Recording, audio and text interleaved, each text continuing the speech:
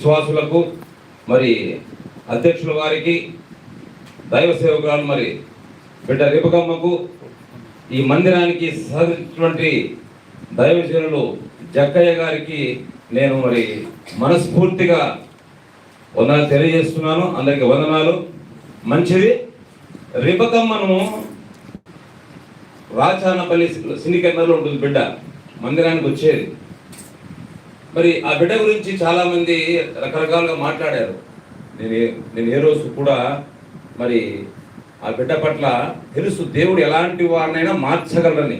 ఈరోజు దేవుడు ఆ బిడ్డను మార్చి ఈ ప్రాంతానికి నడిపించి నశించిపోతున్న ఆత్మల పట్ల భారము కలిగి, ఆషామాషి కాదు దేవుని సేవ చేయాలంటే.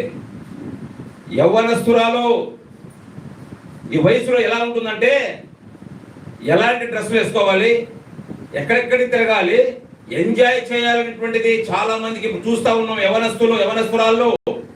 అలాంటిది 119వ కీర్తన ఉన్నటువంటి 9, 10, 11 వచనాల ప్రకారం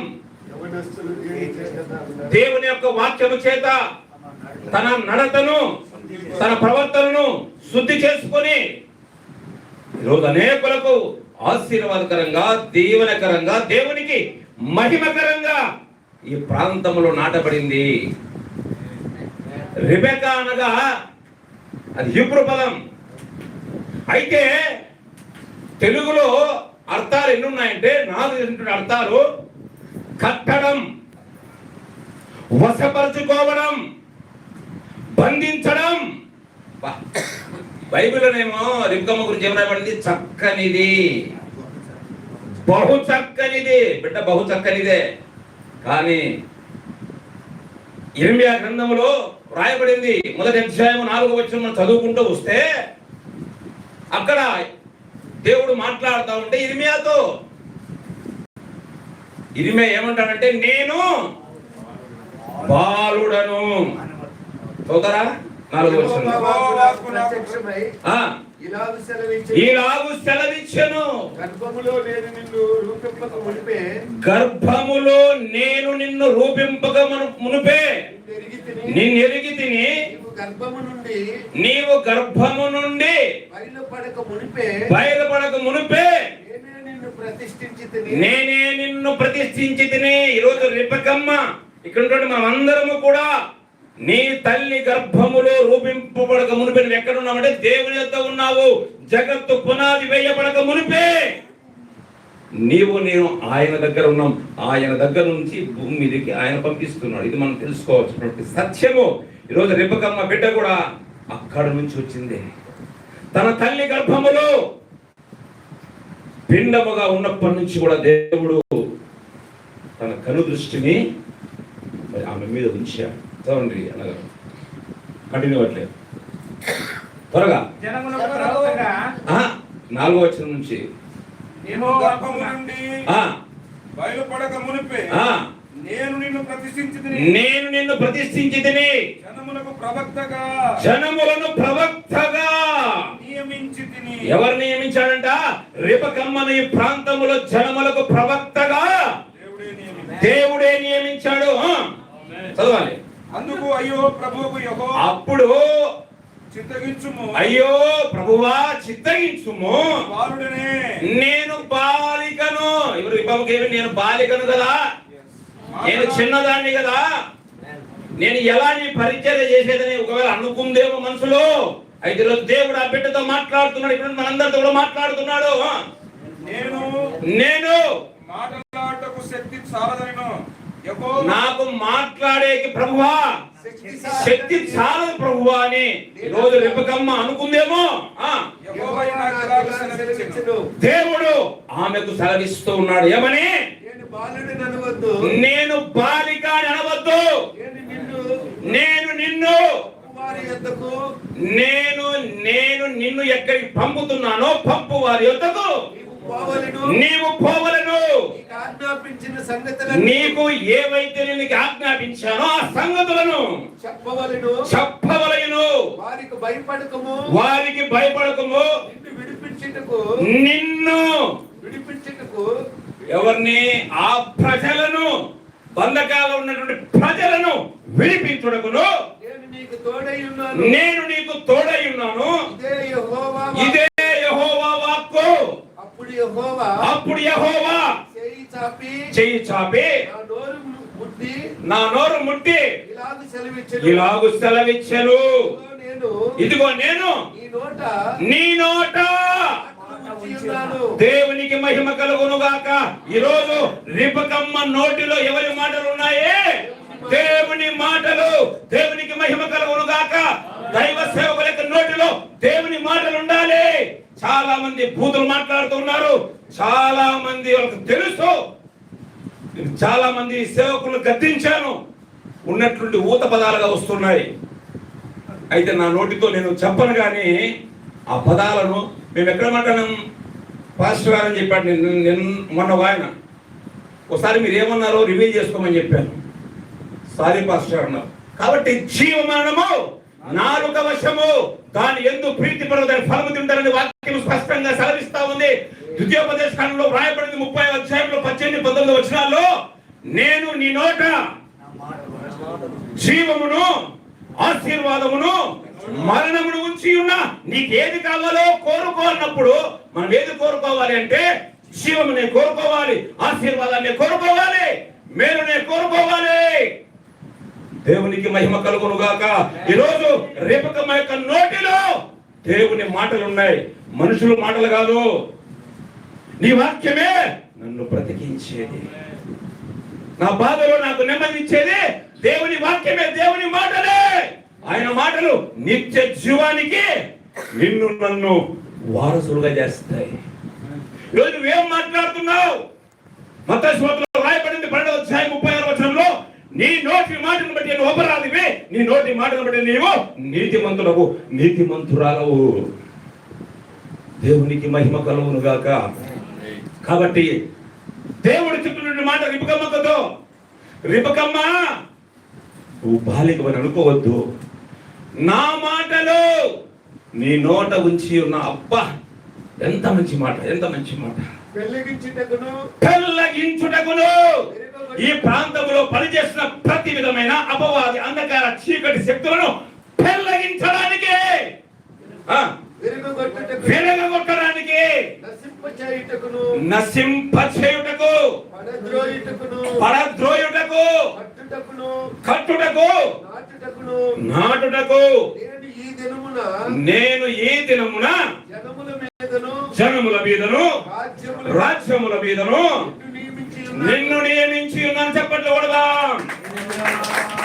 దేవునికి మహిమ కలుగును గాక. ఇక్కడ నిలబడిన తర్వాత, కూర్చున్న తర్వాత దేవుడు ఇచ్చినటువంటి మాటలు, ఈ మాటలు నా సొంత మాటలను మాట్లాడడం లేదు. ఆ బిడ్డను అనేక మంది ఎగతాళి చేశారు, అలాంటిదన్నారు, ఇలాంటిదన్నారు. ఈరోజు ఈ ప్రాంతంలో క్షణములకు ఫలప్తిగా నిలవబెట్టుకొని ఈరోజు చాలా మంది పురుషులు, డబ్బులున్నటువంటి వారు మందిరాలు కట్టలేకపోతున్నారు తెలుసా? ఆ బిడ్డ, ఈ మందిరం మీకు ఒకవేళ రేకులు ఉన్నాయేమో, నాకు నేను రేకులు చూడలేడా, ఇది స్లాబ్ చూస్తున్నాను నేను, స్లాబ్. ఈ జనాలు కాదు, ఇంకా వేల మంది జనాలను, వేల మందికి తల్లిగా ఎవరిని? రిబకమ్మను దేవుడు చేయబోతున్నాడు. పొగటి చెప్పడంలా, నువ్వు నమ్మితే దేవుని మహిమను చూస్తావు. విశ్వాసం అన్నది నిరీక్షింపబడిన నిజ స్వరూపము, అదృశ్యమైనవే ఉన్నవరుడు రుజువై ఉన్నది. ఈరోజు మేము రాజానపల్లిలో మందిరం 2015లో క్యాలెండర్లో వేశాం. 5 సంవత్సరాలు ప్రార్థన చేశాం. అంత నవ్వారు. మందిరము కట్టకుండానే ఈయన ఫోటోలు వేశారని. ఈరోజు నీకు ఏదైతే లేదో అది ఉన్నది. నీకు గర్భఫలం లేదా? గర్భఫలము దేవుడు ఇచ్చాడని నువ్వు ఫోటో వేసుకో బెడ్రూమ్ లో. బాబు కావాలా, బాబు కావాలో ప్రార్థన చేయి. గర్భఫలము దేవుడిచ్చు, బహుమానము దేవుడు ఇవ్వాలి. అప్పులున్నాయా? ద్వితీయోపదేశ కాండం 20:12 ప్రకారం, ప్రభువా నేను చేయు కార్యమంతటిని ఆశీర్వదించుటకు ఆకాశం అనే మంచి తల్లిదండ్రులు తెరచి నేను అప్పు చేయకుండా నేను అనేక మందికి అప్పు ఇవ్వాలి, సహాయం చేయాలని నువ్వు ప్రార్థన చేస్తే అది జరిగి తీరుతుంది. ఎవరికైతే మనం ఇవ్వాలో వారికి మనం ఇచ్చే మనసు ఉండాలి. ఖచ్చితంగా ఇచ్చే మనసు ఉంటే దేవుడు సాధ్యము కాని వాటిని, నమ్మలేని వాటిని. ఇది ప్రభువా. ఈరోజు చాలా మంది వివాహాలు కాక, పిల్లలు లేక, అప్పుల్లో కూరుకొని పోయి అనారోగ్యం చేత బాధపడుతున్నారు చాలా మంది. ఎన్నో రోజులుగా రోగముతో మనసాన పడి టాబ్లెట్లకు ఖర్చులు పెడుతున్నారు, హాస్పిటల్కు లక్షలు పెడుతున్నారు, ఇంకా డాక్టర్లు ఇంకా కాదన్నారు. అయితే సజీవ సాక్ష్యం చెప్తున్నా, ఆత్మకూరు మండలం పంపలూరు గ్రామంలో ఉన్నటువంటి దైవజనం మైకేల్ గారికి ఎంతమంది తెలుసు? మైకేల్ గారు ఆయన ఎక్కడ బస్సు దిగినా కూడా సువార్త పత్రికలు అందిస్తారు తెలుసా? అలాంటి దైవజనుడికి 3 నెలల కిందట 18 సంవత్సరాల తర్వాత దేవుడు గర్భఫలం ఇచ్చాడు. సంఘము ప్రార్థన చేస్తే, ఎవరు? నెహెమ్యా కాదు, సంఘము, యేసు కృపా మందిరము, ఆత్మకూరు యేసు కృపా మందిరము, రాచానపల్లి సంఘము ప్రార్థన చేస్తే 18 సంవత్సరాల తర్వాత దేవుడు ఆయనకు గర్భఫలం ఇచ్చాడు. ఎంత ఆనందం ఉంటుందో, ఎంత సంతోషం ఉంటుందో ఒకసారి ఆలోచన చేయండి. అయితే 7 నెలలు అయిపోయింది, 8 నెలలు అయిపోయింది. ఉన్నట్లుండి బలహీనతలు ప్రారంభమయ్యాయి. హాస్పిటల్లో జాయిన్ చేశారు, అనంతపురం ప్రభుత్వ ఆసుపత్రి. డాక్టర్లు అమ్మ ఈమె బ్రతకదు, కడుపులో బిడ్డ బ్రతకదు అని చెప్తా ఉన్నారు. బెంగళూరు తీసుకోమన్నారు, కర్నూలు తీసుకోమని చెప్పారు. ఆయన పరిస్థితి, డబ్బులు 100 రూపాయలు కూడా చాలా పరిస్థితి, దీన పరిస్థితి. అలాంటిది సేవకులు చాలా మంది ప్రార్థన చేశారు. నిజంగా చెప్తున్నారు, మా అనంతపురం జిల్లా పాస్టర్స్ వెల్ఫేర్ అసోసియేషన్ కూడా ప్రార్థించింది. గ్రూపులు పెడితే వితిన్ 3 గంటలకు దాదాపుగా 15,000 రూపాయలు వచ్చింది. తరువాత ఒకే ఒక అతను, పవర్ ఆఫ్ గాడ్ మినిస్ట్రీస్ అనేటువంటిది, అనూష మేడం గారు, వాళ్ళ భర్త కిషోర్ గారు పోలీస్ డిపార్ట్మెంట్లో పనిచేస్తారు. ఆయన ఒక 5,000 ఇచ్చారు. ప్రార్థన చేసి వెళ్ళి మేమందరము కమిటీగా ఆ డబ్బులు ఇచ్చాము. ఆ డబ్బులతోనే మళ్ళీ అక్కడ 2 నెలలు ఉన్న హాస్పిటల్లో డాక్టర్లు అంతా ఆశ్చర్యపోయారు. ఆ బిడ్డ యొక్క మైకేల్ భార్య కూడా మంచి దేవుడు ఆరోగ్యం ఇచ్చి సుఖమైన ప్రసూతినిచ్చి, ఆ బిడ్డ ఉంది, చిన్న బిడ్డ ఎంత ముద్దుగా ఉందంటే, మా ఆనందాన్ని చెప్పాడు దైవజనుడు సెక్రటరీ ఆనంద్ గారు. అక్కడికి వెళ్ళి మీరు ఎవ్వరు భయపడద్దు, ఇంకా కడుపులో ఉన్నట్టుగానే, హాస్పిటల్ ఉన్నట్టుగానే డాక్టర్లు చెప్పే ఆ మాటలు భయపడతా ఉంటే ఏం చెప్పాడంటే, అమ్మ పాస్టర్ గారు మీరు నాటుకోలు రెడీ చేసుకోండి, మీరు కృతజ్ఞత కూడిక ఇంటి దగ్గర జరపాలని చెప్పారు. వాళ్ళు చాలా బాధపడ్డారంట. మన సాక్ష్యం చెప్తా ఉంటే చెప్తున్నారు. ఆయన ఏ ఉద్దేశం చెప్పాడు? ఖచ్చితంగా నీ భార్య డెలివరీ అవుతుంది, భార్య బ్రతుకుతుంది, పుట్టబోయే బిడ్డ బ్రతుకుతాడు. కాబట్టి నువ్వు ఇంటి దగ్గర కృతజ్ఞత కూడిక ఏం చేసుకోవాలి? నాటుకోలు చేసుకోమని చెప్పాడు ఆయన. మనం చెప్తా ఉంటే ఎంత సంతోషిస్తున్నాడు తెలుసా? సాధ్యము కాదన్నారు. బెంగళూరు తీసుకోమన్నారు, కర్నూలు తీసుకోమన్నారు. అయితే మేము చెప్పాము, నువ్వు నమ్ము, దేవుని మహిమ చూస్తావు. ఆయన బలహీనతలు ఉంటాయి మనిషి కన్నా. తర్వాత చాలా భయపడ్డాడు. అయితే దేవుడు అద్భుతమైనటువంటి కార్యం జరిగించాడు. ఈరోజు మీరు పంపనూరులో ఉన్నారు, కాలను విచారించుకుని వెళ్ళి సాధ్యము కాని వాటిని, నమ్మలేని వాటిని నీవే చేయగలవయ్యా నా యేసయ్యా. నీవు మాత్రమే చేయగలవు, నీవు మాత్రమే, ఆయన మాత్రమే చేయగలడు. ఎక్కడ తెలుసు మాత్రం తెలిసే కదబ్బా. నేర్చుకో. కాబట్టి నీ జీవితంలో సాధ్యము కాని వాటిని, నమ్మలేని వాటిని దేవుడు మాత్రమే చేయగలడు. ఆయన అబద్ధ మాటకు నరపుత్రుడు కాడని సంఖ్యాకాండం 23:10 రాయబడిన మాట. ఆయన మాట ఇస్తే నెరవేర్చేటువంటి సమర్థుడు. రిపకమ్మ చెప్తూ ఉన్నా, రిపకమ్మ దేవుడు ఆయన మాటలు నీ నోట ఉంచి ఉన్నాడు. జనముల మీద, రాజ్యముల మీద నేను ప్రవక్తినిగా నియమించి ఉన్నాడు. అయితే నువ్వు ఎలా ఉండాలి అంటే, మొదటి తిమోతి 4:11 చదువుదాం. మొదటి తిమోతి 4:11 త్వరగా. దేవునికి మహిమ కలుగును గాక. సమయానికి ముగించేస్తామా, నేనేం ఎక్కువ తీసుకో. ఈ సంగతులు ఆజ్ఞాపించి బోధించుము. ఈ సంగతులు ఆజ్ఞాపించి నీవు బోధించుము. నీ యవ్వనమును బట్టి ఎవడు నిన్ను తృణీకరింపనీయకుము. ఎవడే గాని నిన్ను తృణీకరించకూడదు. మాటలోను జాగ్రత్త. మరి నీ మాటలో, నీ ప్రవర్తనలో, ప్రేమలో, విశ్వాసములో, పవిత్రతలో విశ్వాసులకు నువ్వు ఎలా ఉండాలి? మాదిరిగా ఉండాలి. దేవునికి మహిమ కలుగును గాక. నువ్వు పెళ్లి చేసుకోవాలన్నప్పుడు పెళ్లి చేసుకో. పెళ్లి చేసుకోవద్దని ఎక్కడ బైబిల్ దేవుడు చెప్పలే. ఒంటరిగా ఉండటం కంటే ఇద్దరు ఉండటం మేలని వాక్యం సెలవిస్తుంది. మీరు జతగా ఉంటే ఇంకా పరిచర్య వాళ్ళు సమర్పించుకునేది నీ ఇష్టం. ఎందుకంటే ఇప్పుడు నా పెద్ద కూతురు జాబ్ చేస్తాను, ఇది దేవుడు పిలిచాడు, సేవకు వచ్చేసింది. ఇప్పుడు ఇద్దరు సేవ చేస్తారు, అల్లుడు సేవ, పెద్ద బిడ్డ సేవ. చిన్న బిడ్డను అయ్యే చదివిద్దామని చెప్పి నేను ఢిల్లీ పంపిస్తే కోచింగ్ అంతా అయిపోయి ఇంటికి వచ్చిన తర్వాత, డాడీ దేవుడు నన్ను కూడా సేవ పిలుస్తున్నా అంటే నేనేమన్నా చెప్పు. మా తల్లిదండ్రులతో, మా బంధువులతో, మా స్నేహితులతో ఏంది నాగరాజు అన్న ఇంత అధ్వానం మంచి ఇద్దరు బిడ్డలు చదివించుకొని ఇద్దరిని ఇంట్లో పెట్టుకున్నాడు. చెప్పచ్చు కదా, అందరికీ చెప్పాడు నీతులు, తన బిడ్డలు చెప్పచ్చు కదా అన్నారు. భరించాను ఎందుకు? ఆయా కొరకు, యేసుక్రీస్తు కొరకు ఎవరైతే దూషించబడతారో, హింసించబడతారో ఆనందించి సంతోషించాలి. పరలోకమందు ప్రసాదం నిజంగా వచ్చిన తర్వాత ఎంత ఆప్యాయత. ఇక్కడ నుండి సేవకులందరూ కూడా అంటే ఇది క్రీస్తు రక్తమును బట్టి. ఇంకేం మాట్లాడలే, ఓకే అమ్మా అని చెప్పాను. 24 ఏళ్ళు పాపకి సేవకు సమర్పించుకుని కలెక్టర్గా చూడాలనుకుంటా ఆశ మాకి, నా భార్య కూడా ఇస్తారమ్మ కూడా. మరి మా ఆలోచనలు అంటే దేవుడు చెప్పాడు, అది ఎందుకో మరి ఆ బిడ్డ ఆ మాట అయింది. మేము ప్రొసీడ్ అన్నాం, ఇప్పుడు సేవకు సిద్ధమవుతాము. మరి ఎంత తల్లిదండ్రులుగా భౌతికంగా ఆలోచిస్తే బాధే, ఆత్మీయంగా అయితే మాకు సంతోషమే ఉంది. ఈవెన్ మన ఫోటో ప్రపోజల్ పంపిద్దామని పెళ్లి చేసుకుంటాను అడిగితే పెళ్లి చేసుకుంటాను చెప్పింది బిడ్డ.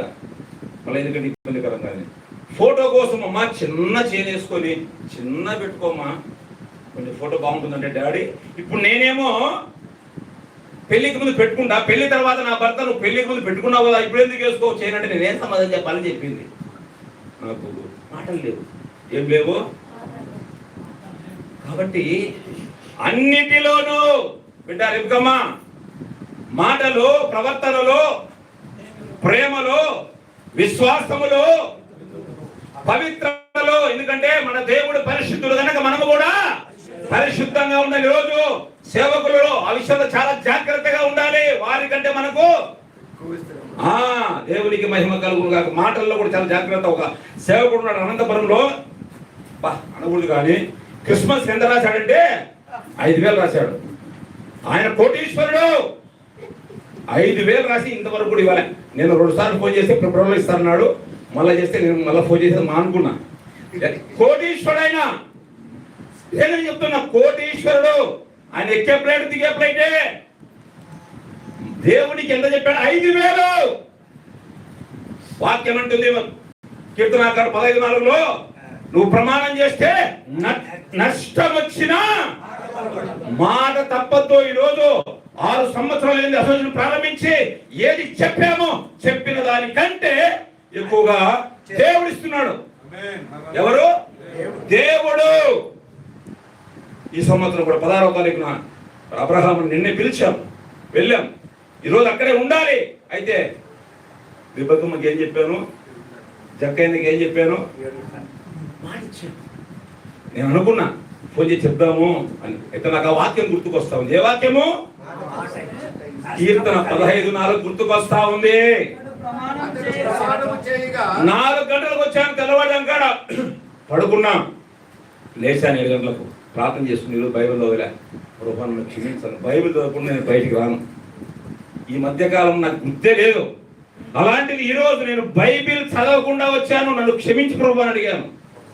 ఏం చేయాలి చెప్పండి, మీరే చెప్పండి. ఎన్ని గంటలు? ఒక మనిషి మినిమం 6 గంటలు పడుకోవాలి. 4కు వచ్చాం, పడుకుంటే 4:30 ఫ్లైట్ ఉంది. 7 గంటలు 2:30 గంటలు ఏం నిద్ర. కాబట్టి ప్రభువా నన్ను క్షమించు అని ధైర్యంగా యథార్థంగా నేను ఒప్పుకుంటున్నాను మీ దగ్గర మాట ఇచ్చాను కాబట్టి దయచేసి సేవకులు విశ్వాసులు కూడా అంతే, మాటలు ప్రవర్తనలు అన్ని విషయాలు ఉండాలి. యేసుక్రీస్తుకు నీవు మాదిరిగా ఉండాలి. దేవునికి మహిమ కలుగును గాక. ఈ న్యూ కల్వరి మందిరము ఇదేదో ఆ బిడ్డ పేరు కోసం కట్టలేదు. దేవుడు ఏర్పరచుకున్నాడు. తల్లి గర్భంలో రూపింపబడక మునిపే ఆ బిడ్డను ప్రవక్తినిగా ఏర్పరచుకొని ఈ ప్రాంతాన్ని నడిపించాడు. ఈ మందిరములో మనం చదువుకున్నాం. మనము యెషయా గ్రంథం 56:7లో, తర్వాత లేవియా గ్రంథం 26:11-12లో నేను మీ మధ్య ఉండడానికి వచ్చాను, నేను మీ దేవుడను, మీరు నా ప్రజలు. ఈ మందిరంలో అంట ఆయన నీకు సంతోషమును, సమాధానమును, నెమ్మదిని, ఆరోగ్యాన్ని అన్ని కలగజేస్తాడు. ఎప్పుడు కలగజేస్తాడంటే నువ్వు ఈ మందిరంలో నాటపడాలి. 92 కీర్తనలు రాయబడింది 13వ వచనంలో. త్వరగా చదవాలి. యెహోవా మందిరంలో నాటబడిన ఒలివ మీరు ఎక్కడ నాటబడాలి? యెహోవా మందిరములో, ఈ న్యూ కల్వరి మందిరములో నాటబడితే అప్పుడు వారు మన దేవుని ఆవరణంలో వర్ధిల్లుదురు. వర్ధిల్లుదురు. ఎలా వర్ధిల్లుతారంట? చెప్పాలి. ఖర్జూర వృక్షము వలె, దేవదారు మ్రాను వలె, ఒలివ చెట్ల వలె పచ్చగా సారము కలిగి జీవించును రాయబడింది. యెహోవా మందిరములో నాటబడిన వారై 65 కీర్తన 4వ వచనంలో రాయబడింది. 23వ కీర్తన మరి 6వ వచనంలో రాయబడింది. ఎలా మీరు మందిరంలో నాటబడితే ఎలా ఉంటారో, నీ ఆవరణంలో నివసించినట్లు నీవు ఏర్పరచుకొని చేర్చుకొనివాడు ధన్యుడు. ఆయన ఏర్పరచుకొని చేర్చుకుని వారు మీరు ధన్యులు. యెహోవా దేవుడు కాగా జనులు ధన్యులు. నీ పరిశుద్ధాలయము చేత, నీ పరిశుద్ధాలయము చేత, నీ మందిరములోని మేలు చేత, నీ మందిరములోని మేలుల చేత తృప్తిపరచబడుతుంది. మీరు తృప్తిపరచబడతారు. మీరు దేని విషయంలో అసంతృప్తిగా ఉన్నారో ఈ మందిరంలో మీరు నాటబడితే ఈ న్యూ కల్వరి మందిరములో మీరు తృప్తిపరచబడతారు. ఈరోజు మనిషికి తృప్తి లేదు. సంపాదన సంపాదన సంపాదన సంపాదన సంపాదన మీద నువ్వు ఎంత సంపాదించినా, ఎన్ని వేల కోట్లు సంపాదించినా నువ్వు తీసుకొని పోలేవు. ముక్కు పడక కూడా కనిచేస్తారు. జాగ్రత్త సుమా. సంపాదన కోసమే పుట్టలేదు నీవు, పోయేటప్పుడు ఏది పట్టుకొని పోవు. ఎందుకు ఈ మాట చెప్తున్నానంటే దైవజనుడు యేసన్న గారు ఆయన సాక్ష్యము ఎంతో మందిని ప్రభావితం చేసింది. రోడ్డు ప్రక్కన తినడానికి తిండి లేని స్థితిలో నుంచి ఈరోజు 10,000 సంఘాలకు ఆయన అధిపతి. 10,000 సంఘాలు ఉన్నాయని చెప్తా ఉన్నారు చాలా మంది. మనకు నిన్న మేము వెళితే అబ్రహాం అంత పెద్ద దైవజనుడు నిజంగా నాకు ఆశ్చర్యం అనిపించింది. ఎంత ప్రేమ! అబ్బా, అది వర్ణించలేమండి. నిజంగా చెప్తున్నా. ఈరోజు చిన్న చిన్న దైవజనులు బిజీ అంట, ఫోన్లు ఎత్తితే బిజీ, ఇంటికాడికి పోతే బిజీ అంటా ఉంటారు. అసలు ఆయన కోసం ₹1 కూడా దాచిపెట్టుకోవాలి యేసన్న గారు. దేవుడు ఏదైతే ఇచ్చాడో అంతా కూడా దేవుని రాజ్యం కొరకు ఖర్చు. అందుకనే మొదట నా నీతిని, నా రాజ్యాన్ని వెతుకో, అప్పుడు మీకు ఏమి కావాలో ఇస్తారని వాక్యం అంటా ఉంది. వాక్యం నమ్ము, మనుషుల మాటలు నమ్మద్దు, దేవుని వాక్యాన్ని నమ్మాలి. అందుకే ఈరోజు ఆయన ఎక్కడ చూసినా వాళ్ళ సంఘాలు విస్తరించబడుతున్నాయి.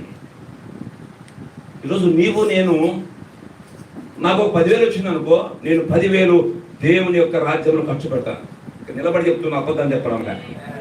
మరి నీవు ఏ విధంగా ఉన్నావు? సేవ కూడా ఓ విశ్వాసే, నీకు 10,000 వస్తా ఉంది, నువ్వు దేవునికి ఇవ్వాల్సిన దశమాగిస్తున్నావా? నువ్వు ఎలా ఆశీర్వదించబడతావు? నేను ఒక పెంకూరు పట్టణంలో ఉన్న రాజానపల్లి 1992 సంవత్సరంలో నేను వివాహం చేసుకుంటే మన ఎవరు మాట్లాడలే. మేము పక్కన నుండి శ్రీధరగట్టకి వెళ్ళాం. శ్రీధరగట్టలో సునందక్క అనేటువంటి ఒక మహిళ, ఆ కుటుంబం మాత్రమే అక్కడ దేవుని నమ్ముకుంది. ఆ యొక్క తల్లి ద్వారా ఈరోజు ఎక్కడున్నా మేము మర్చిపోమామని ఆ కుటుంబాన్ని. ఆ సునందక్క భర్త తమ్ముడే బస్వాన్ ఇక్కడ ఉన్నాడు.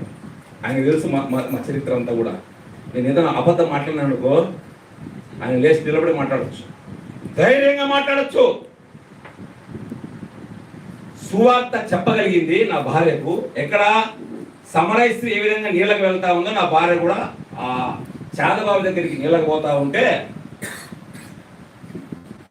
సువార్త చెప్పింది. యేసుక్రీస్తు ప్రభువు వారి గురించి, అమ్మా దేవుని నమ్ముకో, మొదటగా నీకు నిత్య జీవం ఉంటుంది, ప్రతి మనిషి భూమి మీద చనిపోతారు కాబట్టి మన పాపాల కొరకు ఆయన ఈ లోకానికి వచ్చాడు, కల్వరిలో రక్తం చిందించాడు, సమాధి చేయబడ్డాడు, తిరిగి లేచాడని నువ్వు నమ్ము, నువ్వు రక్షించబడతావని చెప్పిన మాట నా భార్య నమ్మింది. నాతో చెప్తే నేను ఒక నెల కొంచెం డిలే చేశాను. ఎందుకు డిలే చేశానంటే ఈ మామూలుగా చెప్తా ఉంటారు ఇందుకు నేను కూడా వ్యతిరేకించినటువంటి పని పట్లేకోకుండా ఊళ్ళలోకి వచ్చి సువార్త చెప్తాను అని చెప్పేసి నేను కూడా చెప్పినటువంటి వ్యక్తినే. ఈ దేవుడు వాళ్ళకి దేవుడు మాకు దేవుడు అనేటువంటి వ్యక్తిని నేను. ఈ దేవుడు నా కులానికి కాదు, నా మతానికి కాదు, ఆ కులానికి ఆ మతానికి మాత్రమే ఈ యేసుక్రీస్తు ప్రభువుని చెప్పినటువంటి వ్యక్తి నేను. అయితే ఆ సునందమ్మ ద్వారా, ఆ సునందక్క ద్వారా నా భార్య వాక్యం వినింది, నా భార్య ద్వారా నేను విన్నాను. విని నాలో ఉన్న చీకటిని నేను చేసుకున్నా, తొలగించుకున్నా. అందుకని యోహాను సువార్తలో రాయబడిన 3వ అధ్యాయం 19:20లో ఆ వెలుగు లోకంలోనికి వస్తే చీకటి గ్రహించలేదంట.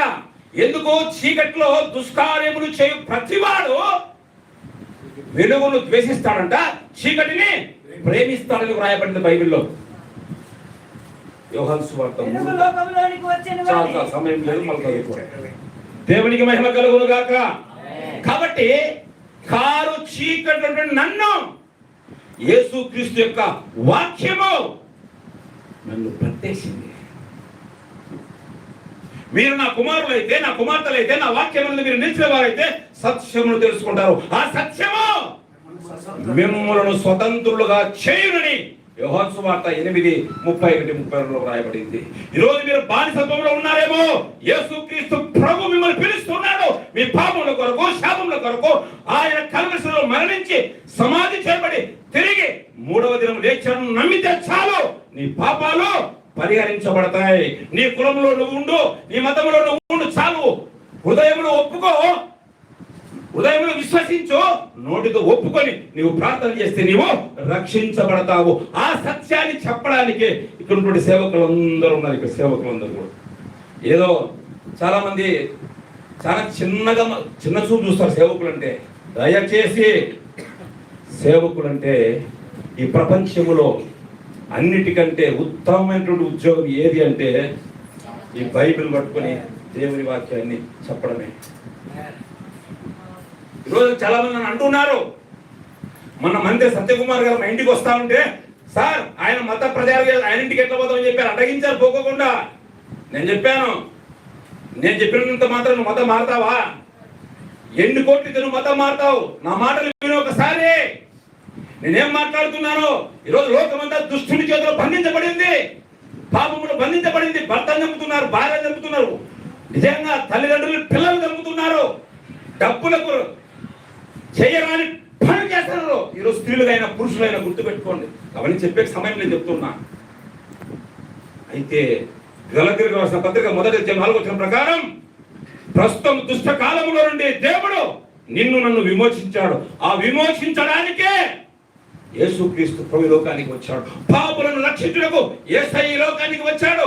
ప్రతి విధమైన అపవాది వారి క్రియలను లయము చేయడానికి యేసయ్య లోకానికి వచ్చాడు. దుష్టత్వం నుండి నిన్ను నన్ను మళ్లించడానికే అపోస్తలుల కార్యములు 3:26 ప్రకారం నిన్ను నన్ను ఆశీర్వదించడానికి ఈ లోకానికి వచ్చాడు. నిత్య నరకంలో నుండి నిత్య జీవంలోనికి నడిపించడానికి ఈ లోకానికి వచ్చాడు. అందుకే వాక్యం అంటుంది, దేవుడు ఈ లోకం ఎంతో ప్రేమించను, తన అద్వితీయ కుమారుని యందు విశ్వాసముంచు ప్రతివాడు నశింపక నిత్య జీవం పొందినట్లు యేసుక్రీస్తు ప్రభువును దేవుడు మనకు అనుగ్రహించాడు. ఓ రిబాక శబ లుహాందలకే శబ తుర్రహలబ. ఈరోజు చాలా మంది వాళ్ళ హృదయాలు కదిలించబడుతూ ఉన్నాయి. ఆయన నీ హృదయం అన్నిటికంటే మోసకరమైనది, ఘోరమైన వ్యాధి కలది. ఒక్కసారి ఆయన వాక్యాన్ని నీవు హృదయంలో తీసుకో. ఆనాడు జక్కయ్య ఎలా రక్షించబడ్డాడో, పొట్టి జక్కయ్య తెలుసా బైబిల్లో? ధనవంతుడు 5 రూపాయలు ఉంటే 10 రూపాయలు ఉంటే అలాంటి వ్యక్తి యేసయ్యను చూడాలనుకున్నాడంట. చూసావా యేసయ్యని? ఆయన పొట్టివాడైందని ఎక్కడికి అంటే చెట్టు మీదకి ఎక్కాడంట. ఇదంతా మనకు వద్దులే. అయితే ఏమన్నా ఆడికి వస్తాను యేసయ్య, జక్కయ్య హృదయంలో ఏముంది? యేసయ్యను చూడాలని ఉంది. కాబట్టి వెంటనే జక్కయ్య త్వరగా దిగుము అంతే. ఆయన మళ్ళీ నువ్వు పాపివి, నువ్వు బీడి తాగినావు, సిగరెట్ తాగినావు, నువ్వు వ్యభిచారం చేశావు, ఏం మాట్లాడలే. యేసయ్య యేసుక్రీస్తు ప్రభువు నిన్ను దర్శిస్తే నీలో ఉన్న పాపముని ఒప్పుకుంటావు. తన అతిక్రమములకు పరిహారం ఉన్నవాడు ధన్యుడు, తన పాపములకు ప్రాయశ్చిత్తవాడు ధన్యుడు. తన అతిక్రమములను దాచిపెట్టువాడు వర్తిల్లడు, ఒప్పుకొని కనికరము పొందును. మీకాలో ఉంటుంది. మీకా గ్రంథం 7వ వచనంలో ఆయన కృప, ఆయన కనికరము అందరి మీద ఉందంట. ఓన్లీ క్రైస్తవుల మీద కాదు, ఆయన కనికరము ఆయన అందరికీ ప్రభువుని రాయబడింది. కాబట్టి ఈరోజు కారు చీకటి ఉంటున్నాను, పాపంలో ఉన్న నన్ను దేవుని యొక్క వాక్యం రక్షించింది. కాబట్టి మీ ముందర నిలబడి మాట్లాడు. అనర్గళంగా 2 గంటలు 3 గంటలైనా మాట్లాడాలి. అభిషేకం చేత మళ్ళా ఇందులో ఉన్న మాటలు మాట్లాడతాను. నా సొంత మాటలని ఏం మాట్లాడు. సమయం అయిపోయింది కాబట్టి నేను ముగిస్తున్నా. ఇందులో ఉన్న మాటలే. నేను ఏమైనా సొంత మాటలు మాట్లాడింటే దైవజనులు ఖచ్చితంగా లేచి మాట్లాడచ్చు. నేను ఏదైనా సొంత మాటలు మాట్లాడి నా సొంత మాటలు ఎప్పుడు నేను మాట్లాడు. చనిపోదాం నన్ను. ఆదివారం చర్చ అయిపోయిన తర్వాత రైల్వే ట్రాక్ దగ్గరికి వెళ్తా ఉంటే దేవుడు నాతో మాట్లాడాడు. భయపడకము, దిగులు పడకము, నేను నీకు దేవుడే ఉన్నాను, నీకు సహాయం చేయబడను నేనే. 23 సంవత్సరాలు నా భార్య ఎస్తేనమ్మ ప్రార్థించి నా కొరకు నా భర్త మారాలి, సేవ చేయాలని. 23 సంవత్సరాలు. 1 రోజు కాదు, 2 రోజులు కాదు, 3 రోజులు కాదు. నేను పొలిటికల్గా జెడ్పీటీసీ మెంబర్గా ఉన్నా. 2006 నుంచి 2011 వరకు 5 సంవత్సరాలు. తర్వాత మళ్ళా 6 సంవత్సరాలు అలానే పొలిటికల్గా నేనున్నా. అయితే ఈ లోకాన్ని పెంటగా ఎంచుకొని, ఈ లోకం దేవునికి స్నేహం వైరమని తెలుసుకొని, ఈ మన మంత్రి, ఇంతకుముందు మాజీ మంత్రి రఘురెడ్డి గారు నాకు బాగా క్లోజ్, పేరు పెట్టి పిలుస్తాడు. నేను ఈరోజు నిజంగా చెప్తున్నా, ఈ స్థితిలో ఉన్నాను అంటే మొదటగా నా దేవుడు యేసుక్రీస్తు ప్రభుల వారు, రెండవదిగా మాజీ మంత్రి నీలకంఠపురం రఘువీరెడ్డి గారు. ఆయన చేసినటువంటి సహాయము నేను ఎప్పటికీ మరచిపోలేను. మొన్న పెళ్లికి వచ్చాడు 4 రోజుల కిందట. ఏం నాగరాజు అలానే ఉన్నావా మిషన్? అవునా, అలానే దేవుని పరిచయం ఉన్నా అని చెప్పారు. Very good, right. ఇంటికి వెళ్తే ఆయన పక్కలో కూర్చోబెట్టుకుని నాకు అంతెందుకు ఇప్పుడున్నటువంటి ప్రజెంట్ ఎమ్మెల్యే గౌరవనీయులు పెద్దలు అమిలేని సురేంద్ర బాబు గారు కూడా నాకు చాలా నిజాలు చెప్తున్నా. నా ఫోన్లో నేను 5 సంవత్సరాల నుంచి నేను ఆయనకి ఏ మెసేజ్ పెట్టినా, బర్త్డే మెసేజ్ పెట్టినా కూడా నాకు రెస్పాన్సిబిలిటీ ఇస్తాడు. ఇందులో ఉన్నాయి సాక్షాత్తు సహా. వెళ్ళి మేము 2 నెలల ముందే ప్రార్థన చేశాం ఆయన కొరకు. ఖచ్చితంగా మరి మీరే ఎమ్మెల్యేగా ఉంటారని చెప్పి మేమందరం కమిటీ వారం, జేమ్స్ బాల్ నాయక్ అన్న గారు అందరం కూడా వెళ్ళి మరి ఆయనకు మేము ప్రార్థన చేశాం, ప్రవచించాం. ఖచ్చితంగా దేవుడు గొప్ప కార్యం, మంచి మెజార్టీ, మంచి నాయకుడు. పేదలంటే నిజంగా చెప్తున్నా ఆయనకి మరి గవర్నమెంట్ నిధులతో పని లేదు. ఆయన సొంత నిధులతోనే ఏమైనా చేయగలడు ఆయన. ఆ దేవుడు అలాంటి కృపనిచ్చాడు. కాబట్టి ఆయన కొరకు, ఆయన కుటుంబం కొరకు మనము ప్రార్థన చేసేటువంటి వారుగా ఉండాలి. దేవునికి మహిమ కలుగును గాక. హల్లెలూయా. ఈ కళ్యాణం పట్టణాన్ని ప్రేమించారు అయ్యా. అందుకోసమే నాయన మీ నాయకునికి తీసుకోగలరు. అనేకులకు ప్రభు ఆశీర్వాదకరంగా, దీవెనకరంగా ఈ కళ్యాణం పట్టణానికే కాదు ప్రభు, అనంతపురం జిల్లాకు, ఈ ఆంధ్రప్రదేశ్ మీరు నాయన ఆశీర్వాద కారకునిగా మీరు నాయన మీరు ఉంచబోతూ ఉన్నారు. నాయన ఈ బిడ్డ యొక్క మనోభీష్టం నెరవేర్చబోతూ ఉన్నారు. మీరు ఇచ్చినటువంటి వాగ్దానం తండ్రి స్తోత్రాలు. మనస్ఫూర్తిగా సేవకులు మేమందరం ఆశీర్వదిస్తున్నాం. ఆశీర్వదించబడను గాక. ఇదిగోనైనా దీవిస్తున్నాం, దీవించబడను గాక. ఈ బిడ్డకు విరోధంగా రూపించబడిన ప్రతి ఆయుధం యేసు నామములు విధి చేస్తున్నాం ప్రభువా. ఏ వ్యక్తి అయితే పేదవానికి సహాయం చేస్తాడో వానికి సింహాసనం ఇస్తానని మాట ఇచ్చిన దేవుడు ప్రభువా, నీ బిడ్డ యొక్క సింహాసనం నిత్యం నిలచునుగాక. ఎంతో ప్రేమతో ఆప్యాయతతో పలకరించాడు ప్రభువా. అందును బట్టి కూడా కృతజ్ఞతలు చెల్లిస్తూ నీ రక్త ప్రోక్షణల కుటుంబాన్ని భద్రపరుస్తూ నిజమైన దేవుడి లోక రక్షకుడు నీవే తెలుసుకున్నటువంటి నీ కృపను నీ భాగ్యం అన్నకు అనుగ్రహించు. యేసుక్రీస్తునామమున ప్రార్థిస్తున్నాము. ఆమేన్ ఆమేన్. సువార్త ధైర్యంగా చెప్ప ప్రకటించి హల్లెలూయా. నాకు వైఎస్ జగన్ చాలా అభిమానం. దేవాక్యమే చెప్పాం, ఏ పేదవానికని సహాయం చేస్తే సింహాసనం నిత్యం ఉంటుంది. అయితే అతడు గర్వపడ్డాడు. ఎవరి గర్వం వాణ్ణి అనిత్యమని రాయబడింది. నెపకేద్దే విధంగా గర్వపడ్డాడు, గడ్డి మేపించాడు దేవుడు. అటు గర్వం వద్దు సేవకులకు కానీ మనకు కానీ. దేవునికి మహిమ కలుగును గాక. కారు చీకటి నన్ను కమ్ము వేళ వెలుగువు నీవై ఉదయించినావా. కారు చీకటి నన్ను కమ్ము వేళ వెలుగువు నీవై ఉదయించినావా. నీ బడిలోనే నెమ్మది నీచి, నీ బడిలోనే నెమ్మది నీచి కౌగిట్లో దాచావయ్యా. కన్నీరు తుడిచావయ్యా, కౌగిట్లో దాచావయ్యా. కన్నీరు తుడిచావయ్యా.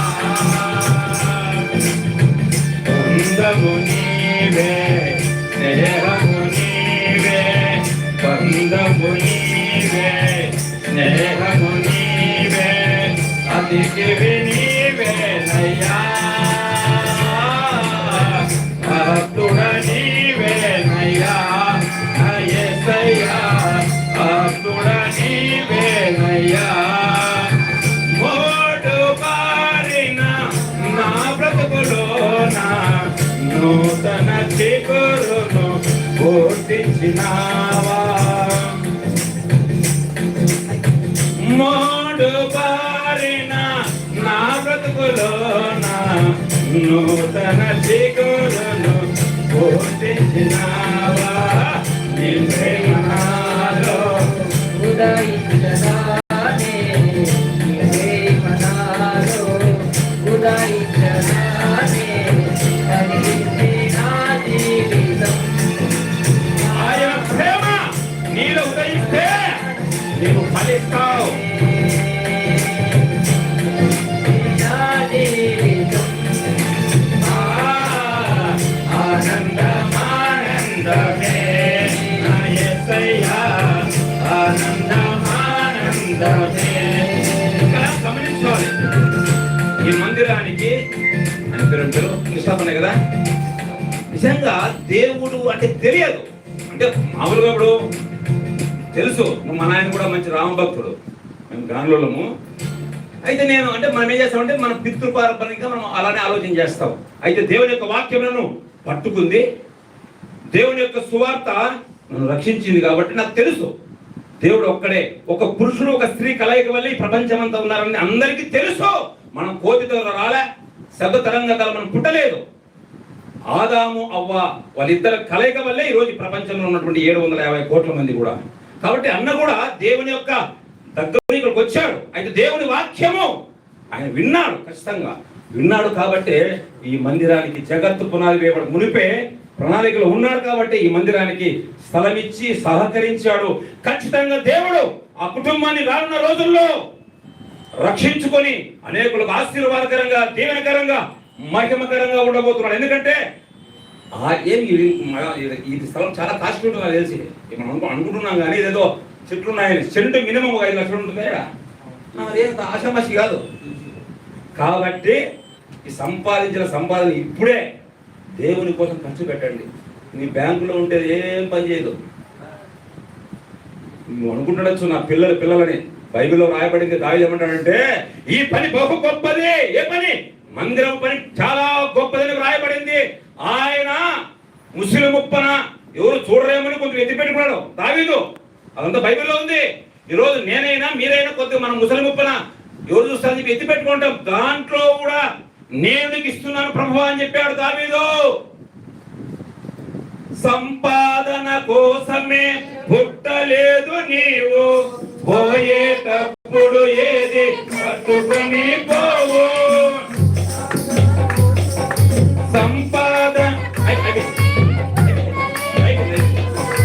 సంపాదన కోసమే పుట్టలేదు నీవు, పోయేటప్పుడు ఏది పట్టుకొని పోవు. పోతున్న వారిని నీవు చూచుటలేదా, బతికి ఉన్న నీకు వారు పాఠమే కాగా, బతికి ఉన్న నీకు వారు అంటే పాపులకు చోటు లేదు పరలోకమునందు, అందుకే మార్పు చెందు మరణానికి ముందు. పాపులకు చోటు లేదు పరలోకమునందు, అందుకే మార్పు చెందు మరణానికి ముందు.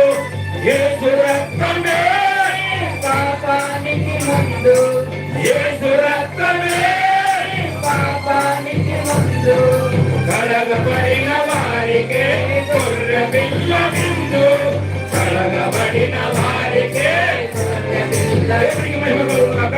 క్షమించాలి, కొద్దిగా ఆలస్యమైంది. మితమైన వాక్యం కొరకు దైవజనులు పాలన గారు ప్రార్థన చేస్తారు. ప్రార్థన చేసుకుందాం. మహోన్నతుడువు మహాగణుడువు నిత్య నివాసివైన మా ప్రియ పరలోకపు తండ్రి, జీవాధిపతివైన మా యేసు క్రీస్తు ప్రభువా, పరిశుద్ధాత్మదేవా, నీ దాసులు ప్రభా నీ యొక్క ఆత్మతో నిలబెట్టుకొని ఏడింతల ఆత్మతోనైనా వాక్యోపదేశాన్ని అందించినందుకు నీకు వందనాలు. ఈ దాసుడు ఆత్మావేశముతో పలికిన ప్రతి ప్రవచన లేఖనాన్ని నెరవేర్చమని మనం చేస్తున్నాం. నాయన, మేము విని విడిచిపెట్టు వారము కాకుండా ఈ దేహంతో ఉన్నంత కాలమునైనా ఆ వాక్యానికి అనుకూలముగా క్రీస్తు రక్తములో మేము కడగబడటానికి కృపను మాకు అనుగ్రహించండి. అవును ప్రభా, వారు కేవలము నరమాత్రులై ఉన్నారని మీరు చదివించినట్లు ప్రభా, మా ఆయుష్కాలాన్ని మీరు జ్ఞాపకం చేసుకోమని మనం చేస్తున్నాం. మరి ప్రత్యేకముగా స్థానిక సంఘ కాపరిగా పనిచేస్తున్న జక్కయ్య గారు, అలాగే మరి సహోదరి రెబికమ్మ గారిని బట్టి నీకు వందనములు స్తోత్రాలు చెల్లిస్తున్నాం. నీ దాసుడి ద్వారా ఇర్మియాకి ఇచ్చినటువంటి ప్రవచనం ఇక్కడ నెరవేర్చండి. నీ దాసుడి ద్వారా ప్రభా లేఖనాల్లో చెప్పిన ప్రతి లేఖన సారాంశము ఇక్కడ ఫలింప చేయండి. నీ దాసుని ద్వారా పలకబడిన ప్రతి ఆత్మ ఆవేశంతో చెప్పిన ప్రతి సంగతి స్థిరపరచబడటానికి కృపను అనుగ్రహించండి. తండ్రి దేవా, నీకే వందనాలు స్తోత్రాలు. ఇక ముందున్న కార్యమంతా నీ నామములో మహిమపరచుకొనమని, నీ నామానికి మహిమకరముగా జరిగించుకొనమని నీ దాసుని కుటుంబాన్ని దీవించండి.